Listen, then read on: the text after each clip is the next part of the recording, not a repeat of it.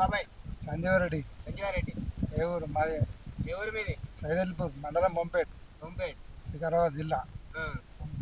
నేను మరి ఎట్లా ఉంది రేవంత్ రెడ్డి గారి పరిపాలన? ఉన్నది అన్ని వాక్యాలలో కొన్ని చేసిండు, కొన్ని చేయకొచ్చాడు. ఉమ్, రాగడానికి అయితే ఉమ్, ఇప్పుడైతే ఆయన రుణమాఫీ అంటే 1,00,000 వరకు అయినాయి. ఉమ్. రైతు భరోసా వచ్చిందా? వచ్చింది. ఎంత వచ్చింది రైతు భరోసా? అది ఎకరాకు 6,000 ఎంత వచ్చింది. 6,000 ఎంత వచ్చింది. ఉమ్. సన్న బియ్యం కూడా ఇస్తున్నారు. ఇస్తున్నాం. తీసుకున్నారా? తీసుకున్నాం. తింటున్నారా? అమ్మేస్తున్నారు సన్న బియ్యం? తింటున్నాం. అవి ముందు మీద తిన్నాం, ఎప్పుడు తిన్నామా? ఉమ్, ఎవరు అమ్ముతారు? అన్నం తింటున్నాం. మరి ఇంకేమేమో వస్తున్నాయి మీకు? ఇంకేమో రైతు భరోసా, రుణమాఫీ అయినాయి. ఎక్కడెక్కడ ఉన్న వాళ్ళకి అయినాయి.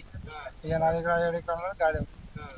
ఇందిరమ్మ ఇండ్లు వచ్చినాయా? ఇంకా ఇల్లు వచ్చినాయని మళ్ళీ 10 ఇల్లు వచ్చినాయి. 10లో 4 ఇల్లు స్టార్ట్ అయ్యి 6 ఇల్లు బందే ఉన్నాయి. బందే ఉన్నాయి. 200 యూనిట్లు కరెంట్ ఫ్రీ వస్తుందా? వస్తున్నాయి. చేసిండు అట్లా కొన్ని 6 వాక్యాల్లో 3 అయినాయి, 3 కాదు.